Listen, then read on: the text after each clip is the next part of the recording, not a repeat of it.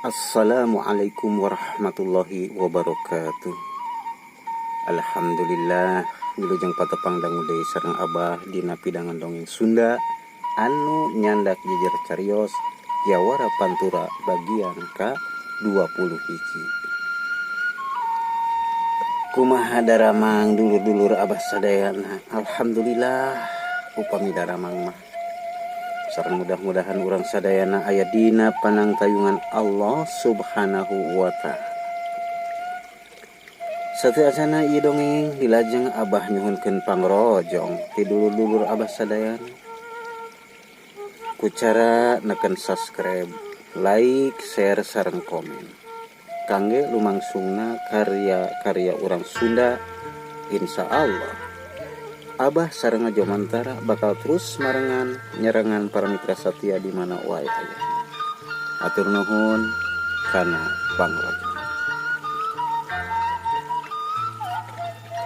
Mangga atuh para mitra sadayana ulah nyengkolong teuing kana waktos padaran dongeng urang kawitan ku kituna mangga kasadayana uli jeung ngabandungan dugi ka rengsena.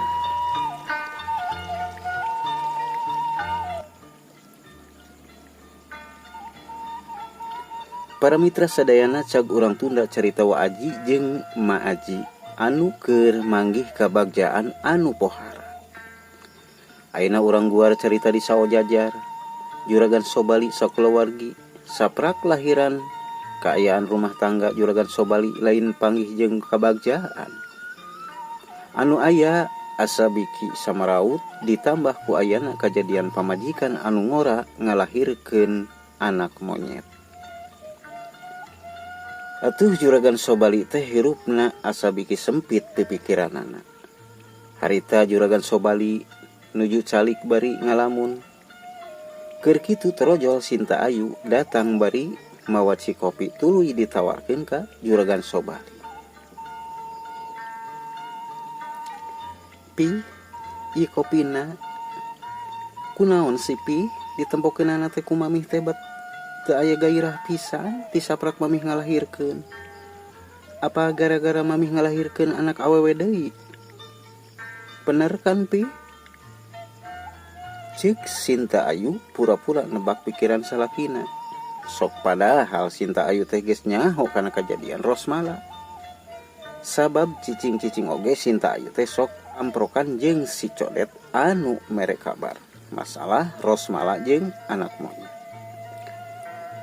Ari juragan Sobali ngadenge omongan pamajikan anak itu teh kacida sewot napokna. Aduh mami geus tong sok nyarita nu kitu patut eueuguna. Cik juragan Sobali bari nguniang nangtung leos indit ka kamar.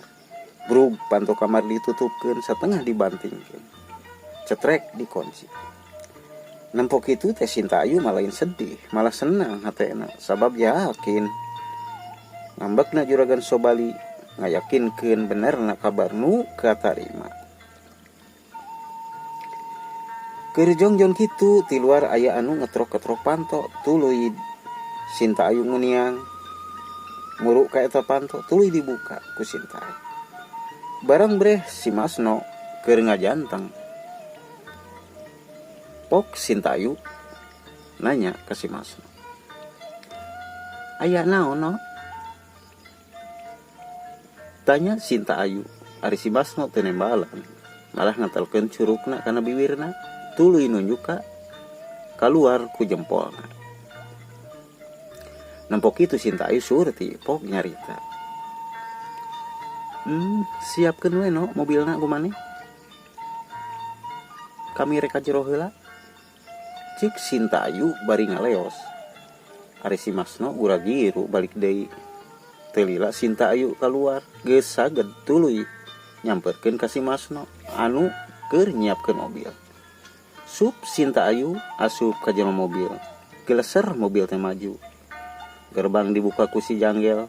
Sanggeus eta mobil di luar gerbang kira-kira 50 meteran reg eureun panto mobil dibuka. Sup hiji lalaki asup si horeng eta lalaki teh si codet. Geus kitu mah dius eta mobil teh indit Ari si Masno tumanya ka Sinta Ayu. Ari urang sadayana ieu teh bade ka mana Dor Ayu? Cik si Masno tumanya ka Sinta Ayu.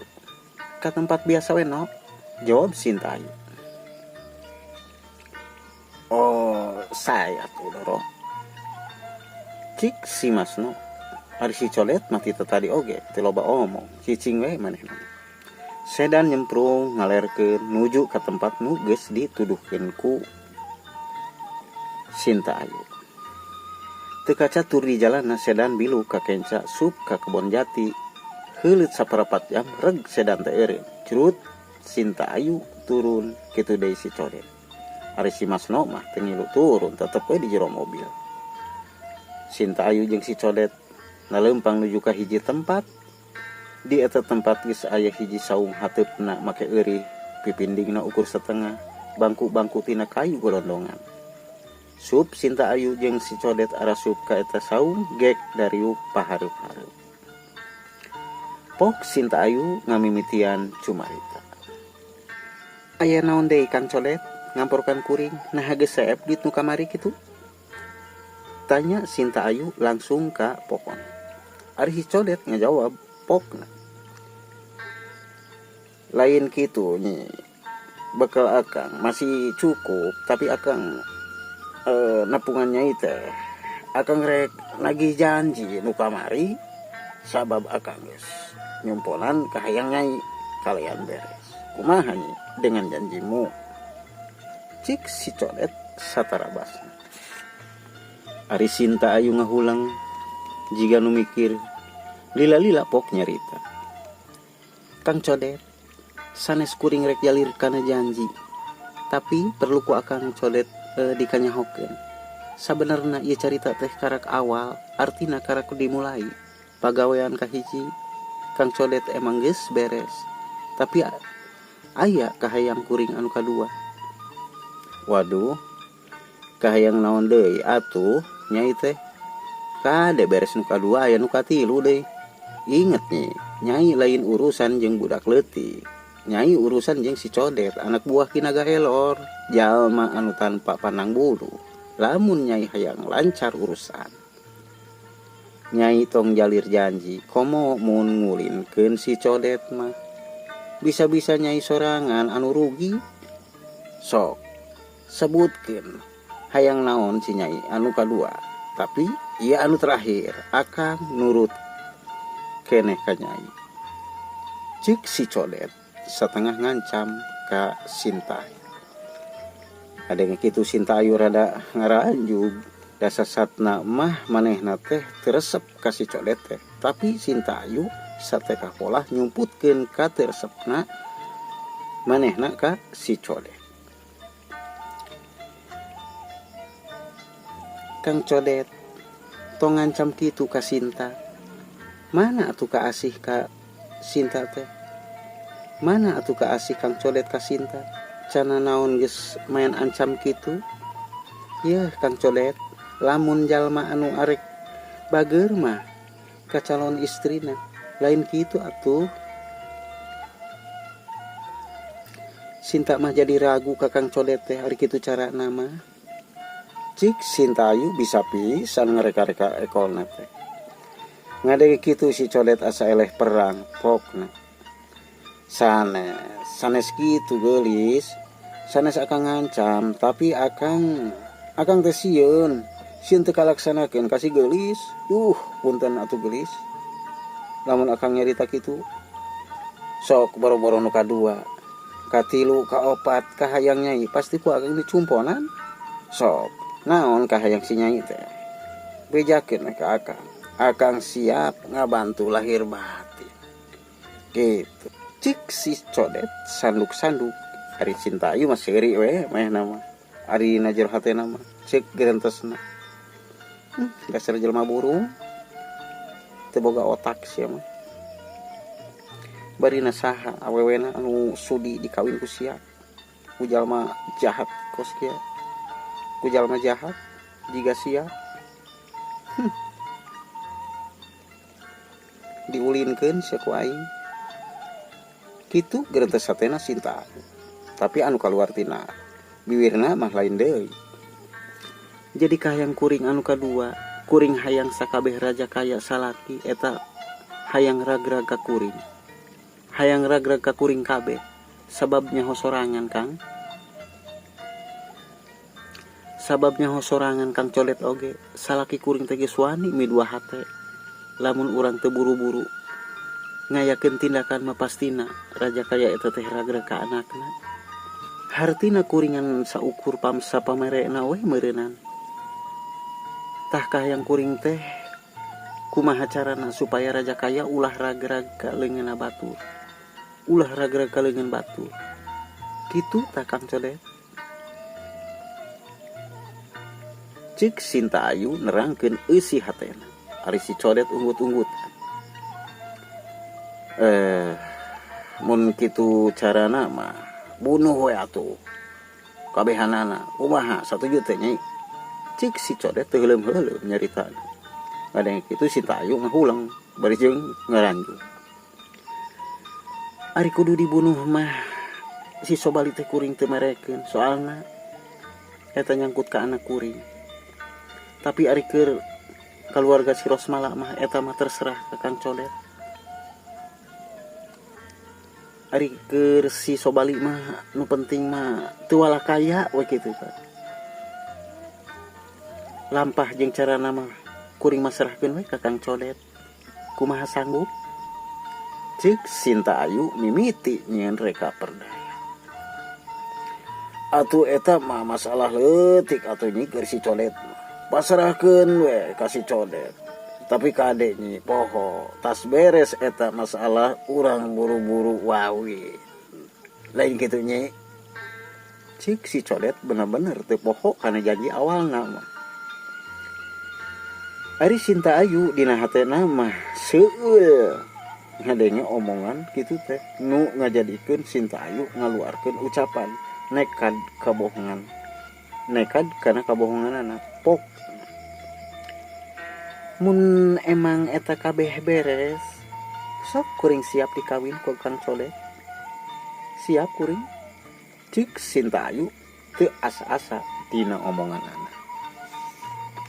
Ngadenge eta jawaban si Colet ka Cilabunga. Nah. Aduh, iya. Karak eta nu dipikaharep ku akang teh. Jawaban eta nyi. Aduh. Sinyai si gelis. Cik si Colet bari nyiwit ka Sinta Ayu. Hatena bunga. Ari Sinta Ayu manehna nyarita deui. Ulah kitu Kang Colet, ulah wakacuat ciwit ka kuring. Anu mah kieu, tah mulai poe ieu sok laksanakeun heula we kahayang kuring. Jeung tong waka nepungan.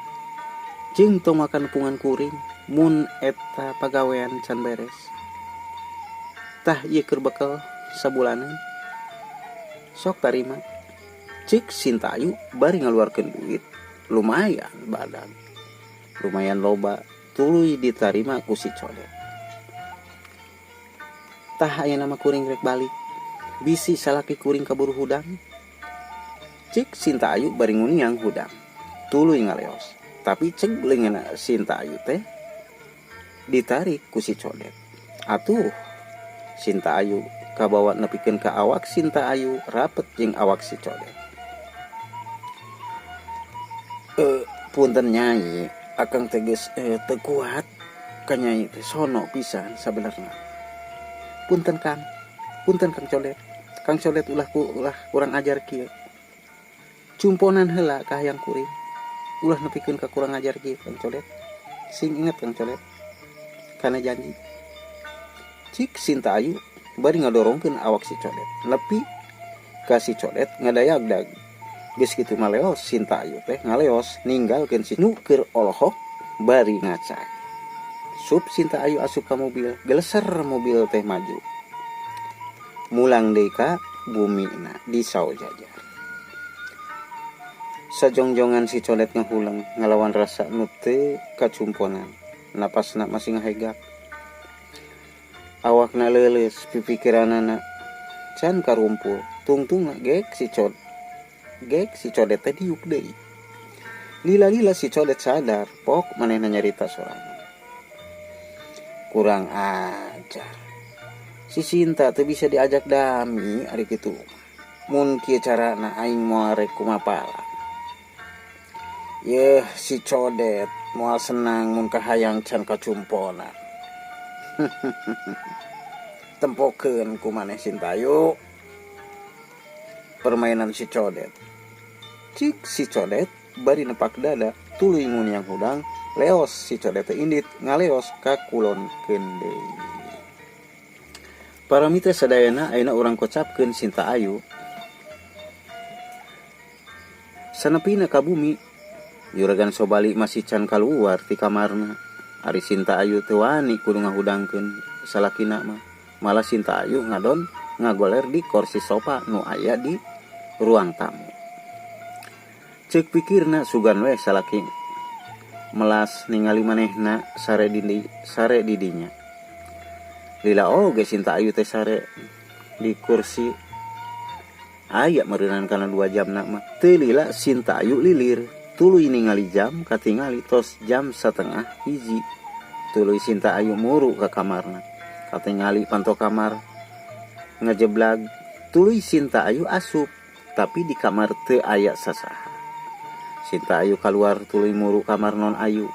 Sanggeus tepi Non Ayu oge teu aya. Hulang Sinta Ayu ngahulang.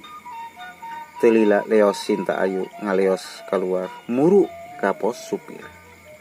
Kasampak si Masno jeung si Janggel keur maraen catur. Ningali Sinta Ayu muru ka dinya, si Janggel jeung si Masno areureun main caturna. Tuluy narangtung jiga nu baris.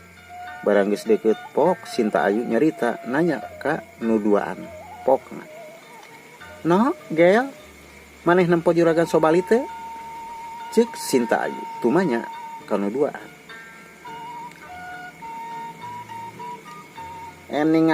Ningali meh bareng ngajawabna. "Di mana, No?" Ceuk Sinta Ayu. Ari nu ngajawab si Janggel. "Punten, juragan istri, tadi juragan pameget teh indit sareng juragan Non. Nah cenah ge, geuning dari supiran ku maneh?" Sinta Ayu narestes tumanyana, bangun penasaran.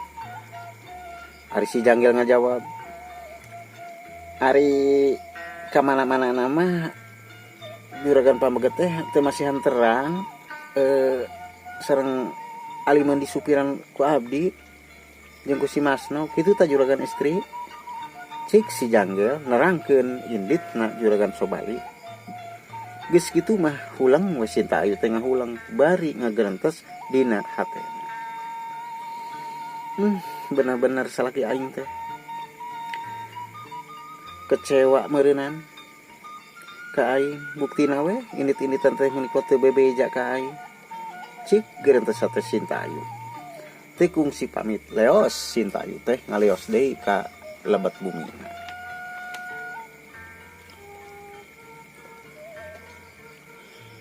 Para mitra sadayana cag urang tunda cerita Sinta Ayu. Ayeuna urang kocapkeun juragan Sobali sareng putrina. Sainditna ti imah ngahaja juragan Sobali teh.